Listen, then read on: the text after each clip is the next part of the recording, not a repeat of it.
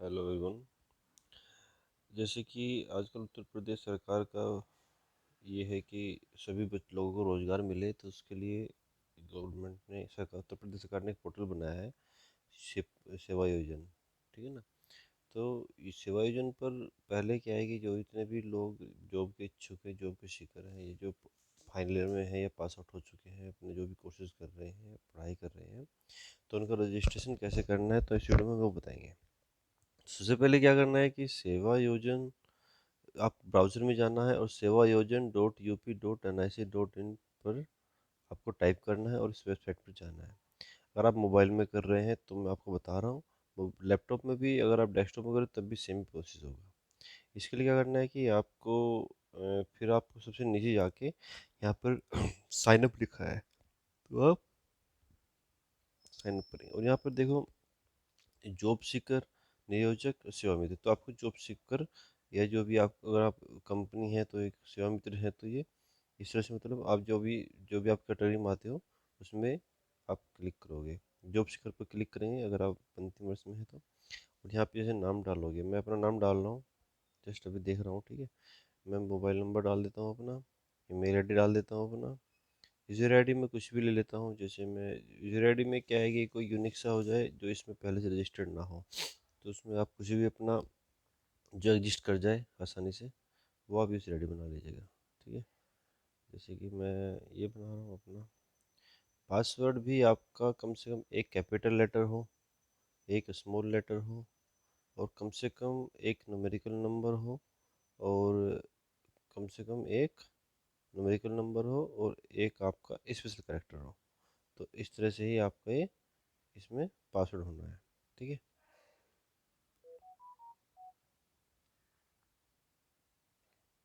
तो ये मैं अभी टेस्टिंग के लिए दिखा रहा हूँ आपको कैसे कैसे करना है। ओके, ना इसमें आपको कैप्चा डालना है। ठीक है, अगर थोड़ा गलत हो गया लगता है,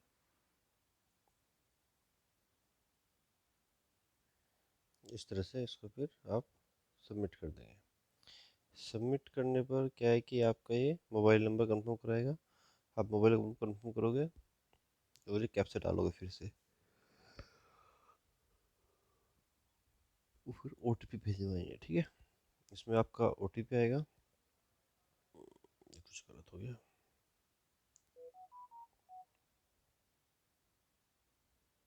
ये आपका ओटीपी आया है,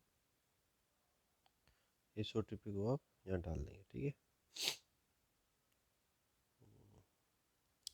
जैसे कि मेरा है 50552, तो 50552 ओटीपी है। मैं इसको जस्ट टेस्टिंग के लिए दिखा रहा हूँ, और यहाँ पर आप कैप्चा डालेंगे, फिर आप क्या करेंगे, प्रविष्टि करेंगे। ठीक है, अब प्रविष्टि करने के बाद क्या है कि आप, ये आपका एक नॉर्मल रजिस्ट्रेशन हो गया है। अब आपको क्या करना है कि इसमें अपनी एंट्रीज फिलअप करनी है। जैसे कि ये आपका प्लीज़ कंप्लीट प्रोफाइल पे आ रहा है, तो आप यहाँ पे जाएंगे और अपना प्रोफाइल कंप्लीट करेंगे। ठीक है, जैसे कि पर्सनल पे आप जाएंगे। ठीक है, और पर्सनल पे क्लिक करके यहाँ पर ऊपर में जो पर्सनल आया था उस पर क्लिक करके आप इसमें अपना रजिस्ट्रेशन कर लेंगे। जैसे कि पूछेगा कि personal information, are you previous registered, तो आप अगर पहले से रजिस्टर्ड है तो यस करेंगे, अदरवाइज नो करेंगे। जैसे अपना नाम लिखेंगे आप, फर्स्ट नेम आपका क्या है, सेकंड नेम क्या है, लास्ट नेम क्या है, फिर आप फुल नेम डालोगे। जैसे कि सर किसी का नाम सचिन कुमार, सचिन सैनी, सचिन चौहान, वाट एवर द नेम, आप फिर पूरा नाम यहाँ पे डालोगे दोनों। जैसे मैं इसमें जस्ट समझा ही रहा हूँ आपको, जैसे एस के, और ये मेरा लास्ट नेम एस है सपोज, तो मैं इसको डाल रहा हूँ। अब यहाँ पे मेल हो या फीमेल हो या ट्रांसजेंडर है, मैरिटल स्टेटस, आप मैरिड हैं या अनमैरिड हैं। ठीक है, जैसे कोई अनमैरिड हो या मैरिड हो, जो भी है आपको यहाँ डालना है।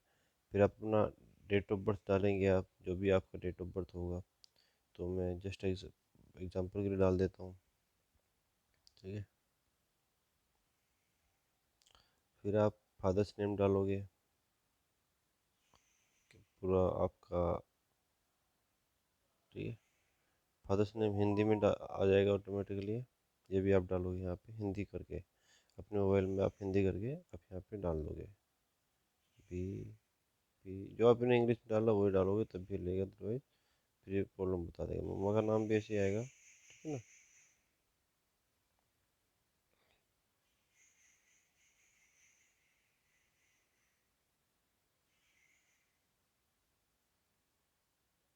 ओके, नाम आप इंग्लिश में भी हिंदी में वैसे डालोगे।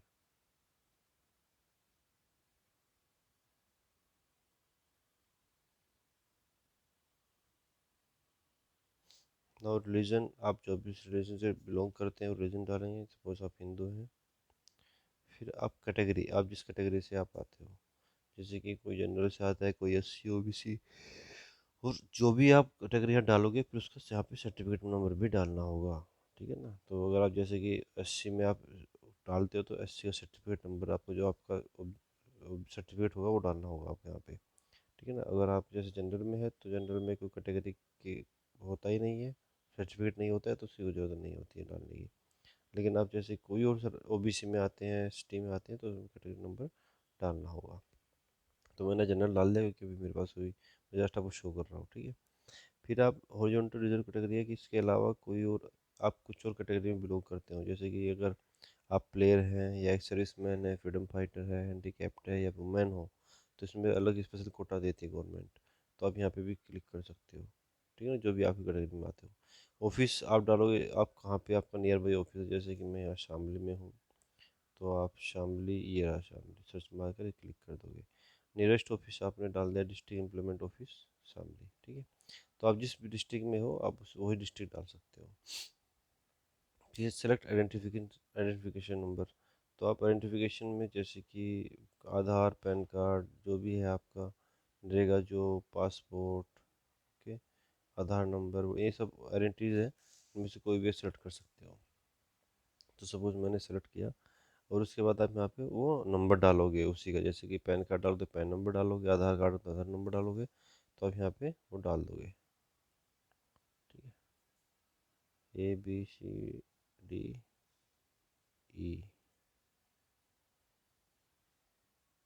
P, okay. मैं ये अब यहाँ पे आप फोटो डालोगे अपने यहाँ पे, ठीक है। फोटो में क्या करना है, आपको चूज फाइल करना है, और आपके मोबाइल में जो पहले से ही फोटो होगा उसके यहाँ पर आप अपलोड कर दोगे। फिर आप इसको सेव करोगे। सेव करने पर क्या है कि आपका ये हो गया कंफर्म, ठीक है।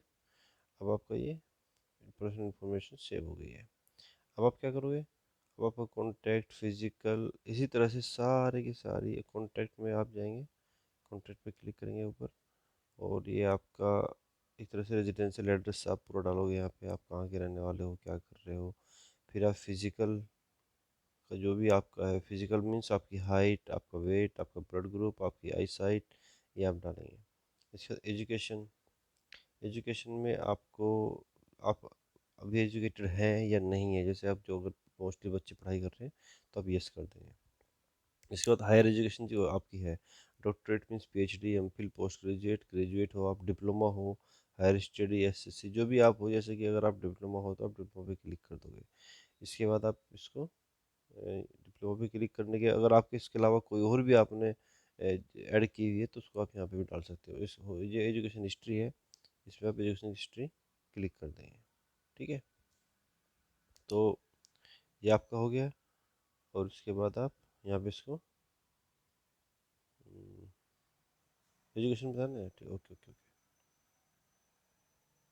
ये आपका एजुकेशन डाल दिया, ये आपका एजुकेशन हिस्ट्री हो गई है, ठीक है। अब आप क्या करेंगे, एजुकेशन के बाद, एजुकेस्टर के बाद आप एजुकेशन नॉलेज में आप जाएंगे, ठीक है ना। एजुकेशन नॉलेज में क्या होगा कि एजुकेशन नॉलेज में आप कौन कौन सी भाषा बोल सकते हो, या जैसे कि अगर आप सपोज, मैं लेता हूँ, मैं हिंदी है मेरा, ठीक है ना। हिंदी पे जाओगे, यहाँ हिंदी सेलेक्ट करेंगे आप। हिंदी सेलेक्ट करने के बाद आप इसको स्पीक भी कर सकते हैं, रीड राइट फ्लो के साथ कर सकते हैं। तो ये सब चीज़ें आपको शो करनी है, ठीक है। इसको आप सेव करेंगे, और फिर आप नेक्स्ट लैंग्वेज भी चूज़ कर सकते हैं इसके अलावा, ठीक है ना। जैसे कि मैं कह रहा हूँ कि मेरे को इंग्लिश भी आती है सपोज, ठीक है। इंग्लिश में ये सब चीज़ें कर सकता हूँ, मान लो इंग्लिश को मैं सपोज मैं स्पीक नहीं कर पाता हूँ, तो आप इसको क्लिक कर दीजिए, कोई इशू नहीं है। ठीक है, तो यहाँ पर देखिए ऐड होती चली जाएंगी, नीचे आप देख पा रहे होंगे। तो इसी तरह से आप अपने स्किल्स आप इसमें अपलोड करोगे। स्किल आपकी क्या करेक्टरिस्टिक्स है, क्या जैसे कि आपने कोई ट्रेनिंग की है, वो सब चीज़ें आप यहाँ डालोगे। ठीक है ना, are you any vocational training, technical training जो भी आपने की हुई है वो आप डिटेल्स यहाँ डालोगे। तो ऐड न्यू स्किल्स आप जाओगे। ठीक है ना, ऐड न्यू स्किल्स पे जाकर आप जो भी आपने नेम ऑफ ट्रेनिंग की है कहाँ से, वो सब चीज़ें यहाँ पे डाल दोगे। ओके, इसके बाद आप एक्सपीरियंस अगर आपने कहीं पे वर्क किया है या किया है तो आप यहाँ पे यस, अगर आपका एक्सपीरियंस नहीं है तो नो कर दीजिए, अगर है तो यस कर दीजिए। उसकी डिटेल देनी पड़ेगी, कितने दिन का है और कहाँ पर है, पोस्ट का नाम क्या था, एम्प्लॉय कौन है, उससे डिटेल यहाँ पे फिलअप कर देंगे आप। ठीक है, इसके बाद आप जाएंगे प्रेफरेंसेस पर। प्रेफरेंस में लोकेशन देंगे आप यहाँ पे, जैसे कि आप किस एरिया में जॉब चाहते हैं। ठीक है ना, तो इसमें बहुत सारे एरिया मेंशंस होंगे, ये सब है, तो अपना कोई भी एरिया दे देंगे यहाँ पे। ठीक है, विलिंगनेस। इसके बाद क्या है कि आप government, central, local body, private जिस जॉब के लिए यहाँ रजिस्ट्रेशन कर रहे हैं, तो अभी जगह अगर आप फ्रेशर हैं तो आप सबको ऑल पर सेलेक्ट कर लीजिएगा। ठीक है, तो अगर किसी को प्राइवेट जॉब करनी ही नहीं है तो स्टेट पे कर दीजिए, सेंटर, तो इसमें क्या इन्फॉर्मेशन आती रहेगी आपके पास कि कहाँ कहाँ जॉब्स निकली हैं, सैलरी आपको कितनी एक्सपेक्टेड है वो डाल दीजिए। ठीक है, जैसे आप अभी फ्रेशर्स हैं तो मेरे ख्याल से 10 to 20 आप डालना चाहिए, जैसे डिप्लोमा वालों की मैं बता रहा हूँ। तो ठीक है ना, इसके बाद आप ये सब करके आप इसको सेव कर दीजिए। ठीक है, इसको आप सेव कर दीजिए। ये जो भी ये पूछ रहा है वो डालना पड़ेगा आपको। डिक्लेरेशन से लास्ट में डिक्लेरेशन आपको करना पड़ेगा। डिक्लेरेशंस में आपका फॉर्म हो चुका है, आप इसको एक्सेप्ट करेंगे और एग्री कर सबमिट यहाँ पे सेव कर देंगे। ये कंप्लीट करने के लिए कह रहा है कि मैंने काफ़ी फॉर्म छोड़े हुए हैं, और उसके बाद आपका एक ऑप्शन आएगा डिक्लेरेशन के बाद सबमिट, आप इसको सबमिट कर देंगे, आपका ये तैयार हो जाता है। ठीक है, तो इस तरह से आपको यूपी सेवाजन .up.up.nic.in पर आपका रजिस्ट्रेशन हो जाएगा।